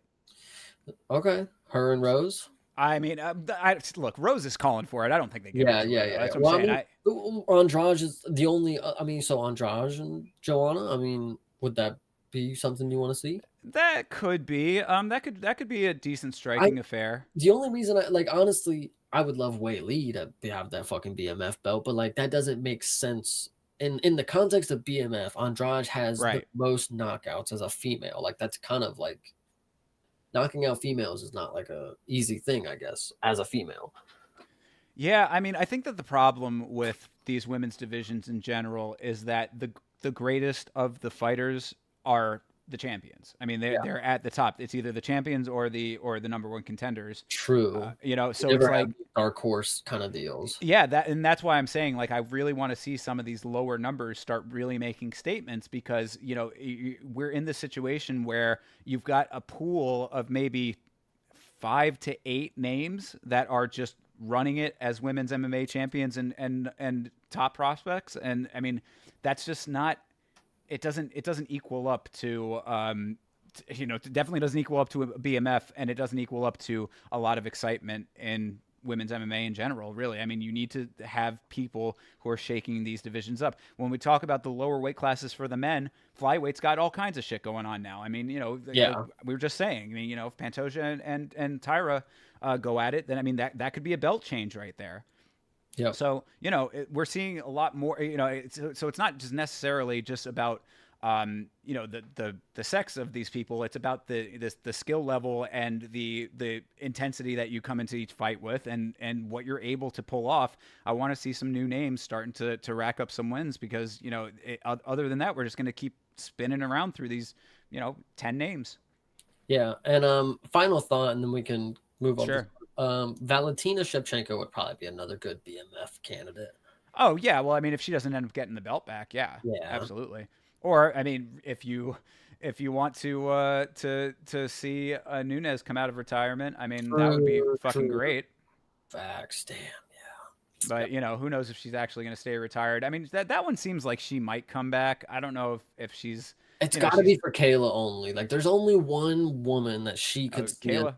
like a threat to like something, and it's got to be Kayla. Like, Yeah, I mean, and there you go, Kayla versus Nunes for the BMF. low key. Hey, that's potential. Yeah, and so But never will happen.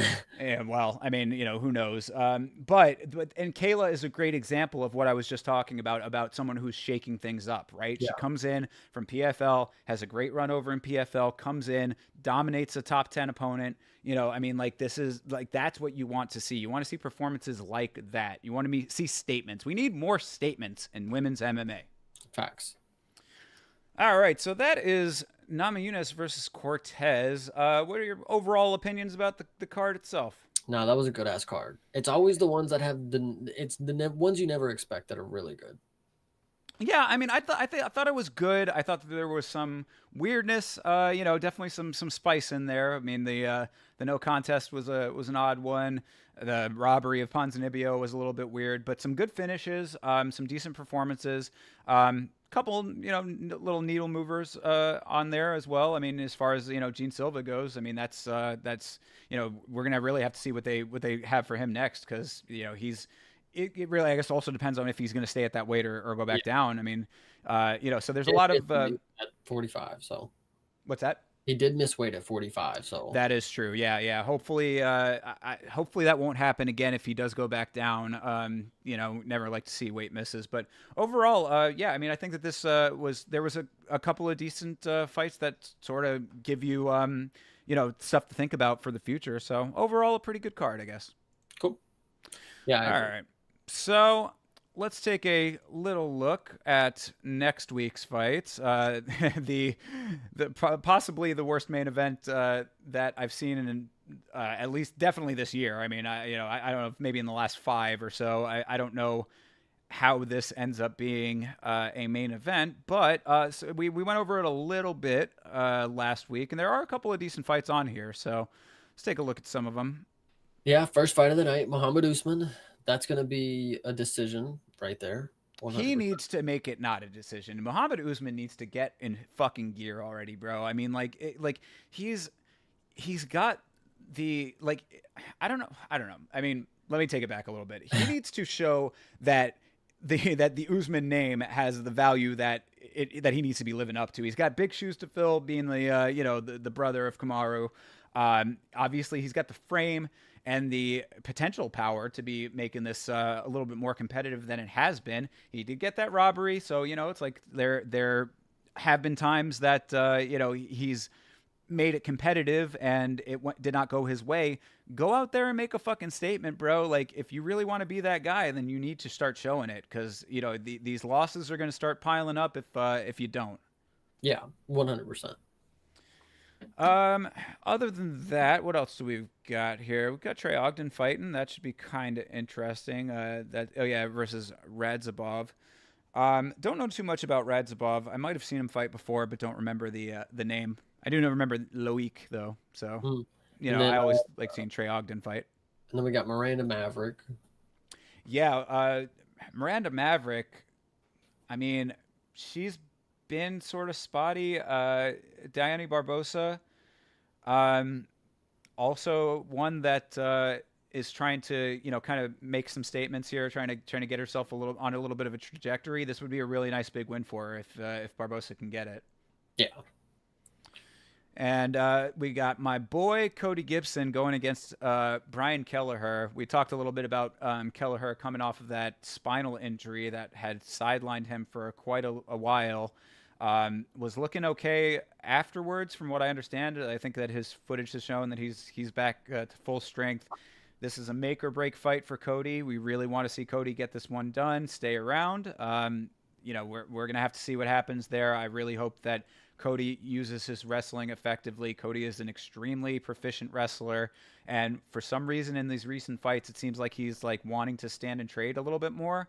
And I'm like, dude, just go play to your strengths. I Yeah. mean, that the man.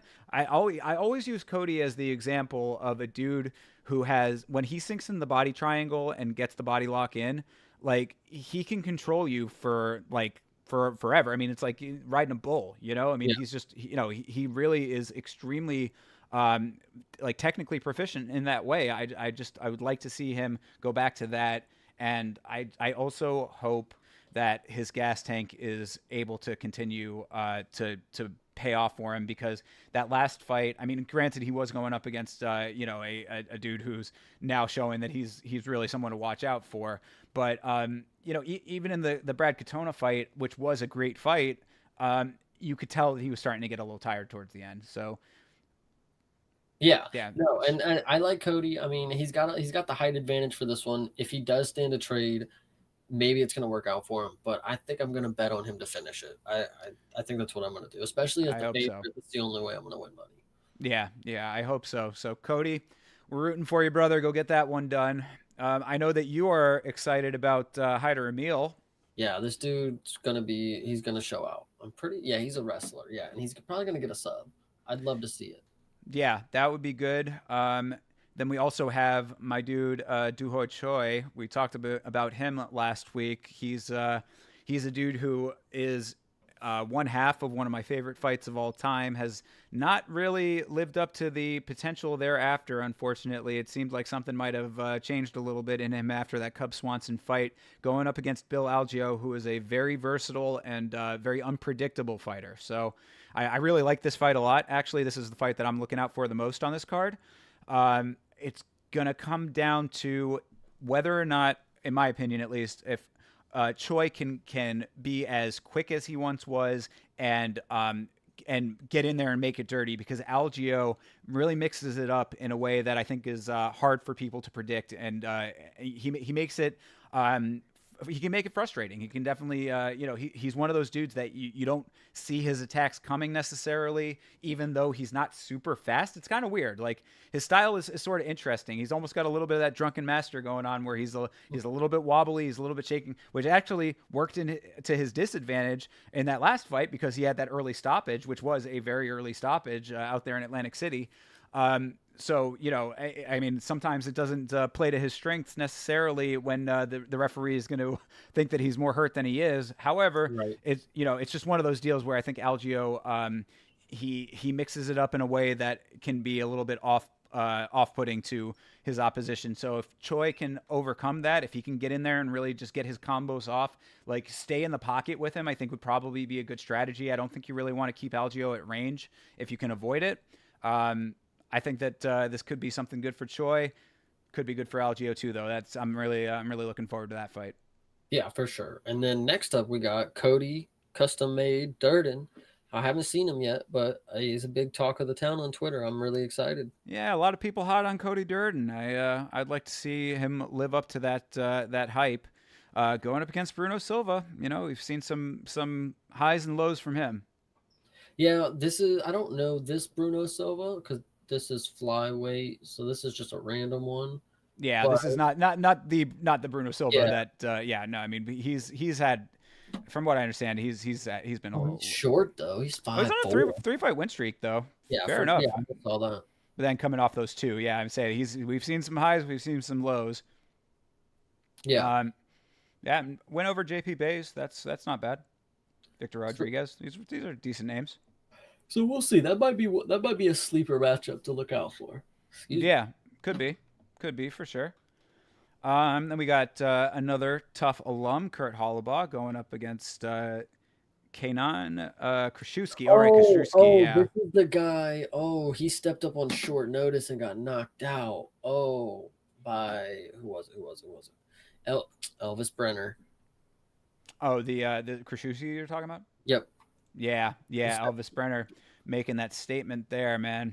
Yeah, he stepped up on short notice and he came in like actually off the couch. Like he had a beer gut and everything and got it. And it sucked too because it was one of those, it was like a glancing blow off like the top of his head. And Yeah. he instantly went out and flatlined. Yep. So I mean, this might be a better fight for him though, Kurt. Another dude who's a little bit later in his career. I mean, he's had some decent successes. I think that he's kind of been a little patchy since he's been back in the organization too. Yeah, well, not patchy though. I mean, I guess he had that 3-fight win streak there. The Ultimate Fighter fights, and then the win over Austin Hubbard. But then Trey Ogden, who's also fighting on the card, beat him last time. Oh, this dude is the dude who beat Austin. How he lost me money, man. All right. Yeah, he made me money. I had my money on Kurt. So I'm taking him again. I want to ride with my guy. I want to believe that he can get the job done. Maybe Kraszewski with a full camp could be a little bit more of a problem, but I'm still sticking with Kurt. He's a tough dude. He's a big dude too for the that division. What are they fighting at though? Because it's lightweight. Okay, it's yeah. So this dude in the past, I guess, has fought welterweight. Yeah, that's Krzyzewski. probably why he jumped down because he was like out of shape. So Yeah, I'm yeah. actually I believe in him. But if you think about it, he's 15-2. He's fought at a weight class he shouldn't have his entire life, like or his entire career or whatever you want to say, maybe potentially. If he Mm. jumps down, like he's not gonna probably have, what made him be able to be kind of a sloppier kind of fighter. Like maybe he had power, or maybe he was kind of had uh, some elusiveness or some quickness within being that kind of unsuspecting athlete. But going down a weight class, I don't think that's going to work as well for him. So we'll see. Maybe he comes out ripped.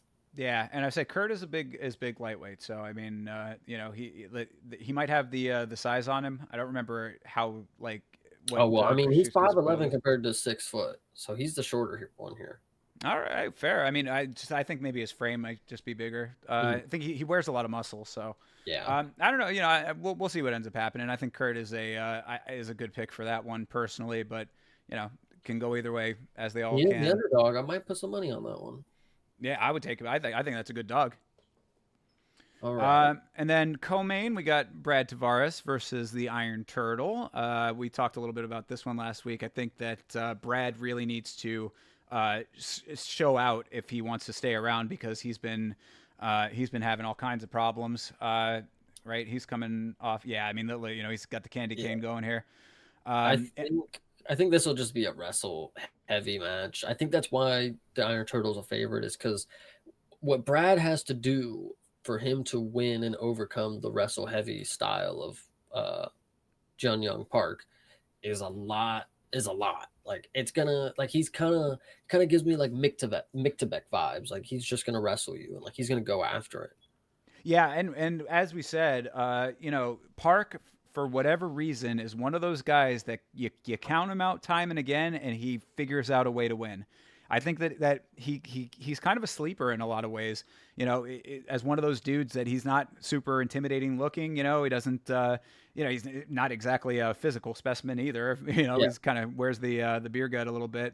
But for whatever reason, man, the guy is technically sound and finds a way to win. So I think that if he's the favorite, it's probably warranted.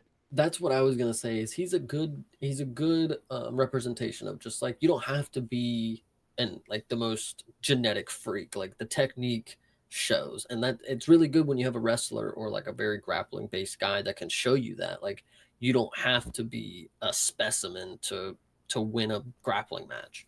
It's just Absolutely. technique. Yep. Physique does not equal power, and and when it comes to the wrestling, that is very good points as well. Technique over physique, man. Here we There go. you go, bingo.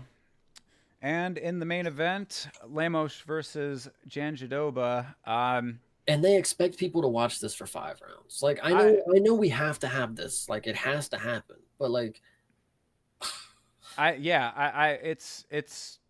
I mean, hopefully it's not maybe. 5. Hopefully it's not. Oh no, it's five. It's No, definitely no, no. five. I mean Oh, hopefully hopefully it doesn't go five. Yeah. hopefully Lemos gets caught in the subs that Whaley was catching on her. Because Virna is pretty fucking good. And she's got some, I don't want to say the word, but she's got some strengths that comes from something. Yeah. No, Janjitoba's pretty technically proficient in her wrestling. Lemos a little bit better with the hands. It's a decent style clash, I guess you can say.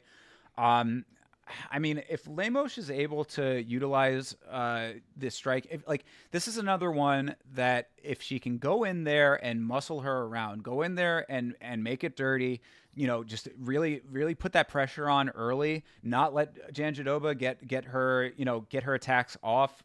If she goes down, get the ground and pound going. Don't let her start getting all squirrely when it comes to the scrambles and stuff. There's potential for Lemos to pull it out, I would say, but if she's going to end up going out there and kind of fighting cautiously, then it's just going to be a very, very long, boring fight. I think Vegas is way off. I think this should be a heavier favorite because if you look back to the last fight Amanda had, let me just make sure it was her last fight. I don't think she had one in between. No, she fought with Dern. Okay, Dern. Okay, she knocked her out. She had 2 strikes landed against Whaley. Like if she Yeah, that's comes out, insane. if she comes out and is just unable to get going, like if Yarnroba just blitzes her, wrestle, just football, just runs after her, grapples her, doesn't let the grip go. Like I just don't see Lemos having any success in this fight. Yarnrow was probably going to get a quick sub. I would really fucking hope for a quick sub. Yeah, I would like that too. Actually, I mean, as you said, I mean, the striking is there when she's allowed to. You know what I mean? Yeah, Like that's the problem is and that when she's up, Dern. right? I mean, when she's up against higher level competition, she's not being allowed to get her game plan going, and they just have their way with her. So it's, I mean, we've seen time and time again they've had, like, I don't know why they're so hot on Lemos, like, because she's been given some really big fights and lost some really big fights. So I would think that Jan Jadova can get the job done on this. It would be nice for her to make a really definitive statement here, because is she coming? She's coming off of a win, if I'm She not beat mistaken. Lupi Gudinez. Okay, she's on a 3-fight win streak. All right, so That's those are some pretty good names to be Marina Rodriguez and Lupita. I was yeah, with Lupita. yeah. So I mean, this is not bad. Just make it interesting, please. I think that's all anybody can really ask for in this fight. Just please make it worth watching. I'm probably gonna put money on Virna to get some takedowns and then sub her. I think I want to just go full in on sub. I don't know why I'm just suspiciously big on Virna right now, but I think it's because I'm just extremely low on Lemos. Like Whaley made her look so bad, and whatever the lights shine bright, maybe she was just out of her element or something. But if she gets caught in anything, like I just don't have any faith in her. Yeah, I mean, I guess Andrade got the arm triangle on her, so That's it's crazy too. yeah. It's I mean, so it's not like she can't be subbed. I mean, but she did go to decision with Waylay, even though it was the most one-sided affair of all fucking time. But Yeah. eh, we'll see what happens. I don't know. I think that like everyone else, I'm not super high on this main event necessarily, but if Jan Janjadova can make it interesting, if either of them can make it interesting, I'll be all right with it. But I think 100%. I think the rest of the card should be able to carry it a decent amount. We got a lot of Korean fighters on this card, so Facts. hopefully Korean they. parlay coming in. There you go. Yeah, the Korean parlay could be a hitter right there. So there we go, and we will be back on the next Monday, of course, to break it all down. So stay tuned. We'll see what all these fights end up looking like. Anything else in the sport that you'd like to go over? I think the only thing I got is that John Jones just got two misdemeanor charges based on the incident that he had with the drug testers out there in Arizona. He's Yeah. looking at possibly 364 days in prison, from what I understand. If he gets convicted, I doubt he will. I doubt he'll do any kind of jail time over this. But not a great look for the Stipe fight. What do you think? Yeah, no, that fight's just not gonna happen. John Jones finally, hopefully. I'm saying hopefully because most people do not like John Jones and the situations that he's always in. But I think it's time for him to get stripped. Tom, Curtis, you guys can fight for the real belt. Yeah, I've been saying it for a while about John Jones. I want to like John Jones. I wish that I could like John Jones. You know what I mean? I wish that he was different. I wish that he was a better human being. I think that he is a terrible representation of the exactly where his circumstances are. He is a person who no one says no to. He's a person that consistently gets his way, consistently gets let off with a slap on the wrist for everything that he does, and it continues to snowball and to escalate and to spiral out of control. And it just seems like he's back in one of his manic states. No one seems to know what the hell he was talking about with his fingers getting cut off at the airport. I guess we're still going to have to wait and find out exactly what that whole situation was, but it seemed like another one of John's unhinged rants. I'm just sick and tired of this, and I just wonder when the wider MMA community is going to finally come around to the pros not outweighing the cons when it comes to John Jones. Yeah, I don't know, man. It's hard to defend him. Like after you see some recent things of him, you really hope like, oh man, it looks like he's really starting to try to do some good. Like maybe he's not as bad of a person as he tries to make people believe he is, but he's cooked. Yeah, no, he is an absolute liar as well. I think that DC said it exactly correctly, and that when the, that little clip that always goes around when they were on the hot mic there, saying that it's amazing how fake John Jones can be. That it's absolutely true. John Jones talks out of one side of his mouth saying, all things are possible through Christ, and on the other side of his mouth, he's doing this kind of shit. So, I agree with you completely, though. I mean, I believe that poor Tom Aspinall in all of this. It's like it just came out today that Pereira was talking in some interview saying that he doesn't want to fight Tom Aspinall. It's like could like John Jones is holding up the entire division, and Tom Aspinall is the victim of all of it right now. Yeah, but you just got to be hopeful that the right thing happens. The belt's going to be stripped. They're going to fight for it on the UK card, and then all things, all considered, it'll work itself out. Tom will get his belt if he wins. I hope so, man. I mean, it's a tough situation too because of how many like chips Dana puts into the John Jones pot. I mean, every second of every day he's talking about how amazing John Jones is, and the greatest fighter of all time, and all this stuff. Obviously, he's still very hot on John Jones. Still wants to get a little bit more juice out of that lemon. So I mean, whether or not he actually gets stripped, I think is going to be, a big what if for the next couple of days at least. If he does end up getting stripped, I think that would make the Manchester card look a whole hell of a lot better. I mean, even though it's still, it's already a good card, but, it would, two title fights would be pretty epic. I hope that it happens. Look, I never set out to dislike any of these fighters, really. I mean, it's all based on what I see from them. John Jones gives me no reason to like him whatsoever, and I do think that his time should be over. I think that the sport will be better off without him. Yeah, it's interesting to see what's going to happen. I'm not going to lie. Yeah, so that's that.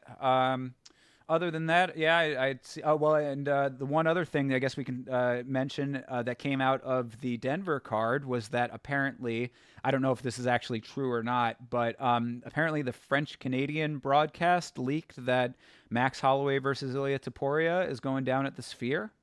Yeah, and Dana also confirmed that there's only 10 fights on the Yes, he card. did. Yeah, I saw that as well. I mean, apparently this event is ballooning in price, so $17 million being spent on this event so far, from what I've heard. And 10 fights, hear me out. Okay, so normally there's 14 and you have one title fight. If there's 10 fights, maybe 3 title fights because they got to equate for, 20 extra minutes per fight or 10 extra minutes per fight. Whatever the fuck it is. 5 minutes? I don't know what the fuck it is. 10 minutes. And so maybe 3 title fights, Ilya, Max, Sean, and Marab, and then Valentina and Grasso. I don't see a problem with that. Well, I mean, so is Grasso actually going to fight at the Sphere again, or fight at the on Noche UFC again? I mean, that was the whole. Was she said she didn't want to, right? She's training. I mean, if you keep up with her Instagram, like the Shevchenko army does, she's training. Yeah, I don't see any reason why not. I mean, I just hope that that the situation is a little bit more favorable than the last time. I mean, she was claiming that the crowd hype was influencing the judges. I don't know how true that is or not. However, of course, there was some other wackiness when it came to the decisions from the judges on that card. The 10-8 and everything. Yeah, I mean, obviously, everyone wants to see that fight. It needs to happen. And it would be great for the Sphere. I do kind of think it's a little odd that I guess they're trying to get Diego Lopez booked for the Sphere as well, so that would be another Mexican. But as of right now, only one potential or 2 potential Mexicans on the Noche UFC card. Yeah, and that's after. Well, so I question the same thing, but everybody says that Mexico is claiming Marab and Sean for that one. And then Dana also said that this is going to be the most Mexico card ever or whatever. So it does beg the question of who all else is going to be on there. Maybe Brandon Moreno comes back. Any other Mexicans? I don't know. Fuck. Danny Silva. Fuck it. Throw him on there. Yeah, I mean, there was for pretty much any of the guys from the first Noche UFC card, because I mean that was a great event. That was a really really quality card. So first one I streamed. Hey, there you go. Nice little bit of creative player history for you. There you go. And we will talk about that as well when it comes down. Anything else? I think that's pretty much the big stuff I got. No, good thing we brought up UFC Noche. Yep, that's the last. Sphere. It's gonna be interesting to see how things play out fighting at the Sphere, like what that's all gonna look like. I the one Yeah, thing you that can I be had, walking down the street and you could just see the fights on a big bubble. Like, yeah, well, I mean, I think the whole thing is that the inside is like, it's all the whole screens and everything. I mean, the thing that I said is that the Sphere gives me a little bit of like a visual overload kind of sense. Like, but then again, I kind of get visual overload even from like IMAX. So yeah, maybe that's just me. But hopefully, I mean, I doubt that they're going to be playing any kind of crazy shit actually during the fights. But the walkouts, I guess, will be interesting. It'll be an interesting card. true facts. True. So, all right. Well, then that'll do it for this week, everybody. Every week for these fights, we both do our individual watch-alongs. I do these here on the Yama channel at Yama Show here on YouTube and on all social media. And Chase, I know that you know where you can tell them where they can find you.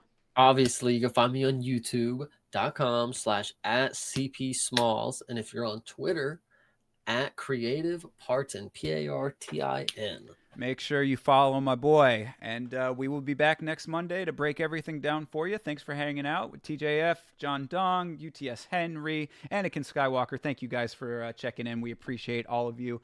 We will catch up with you in the next stream. Have a good rest of your week, everybody. Fight on.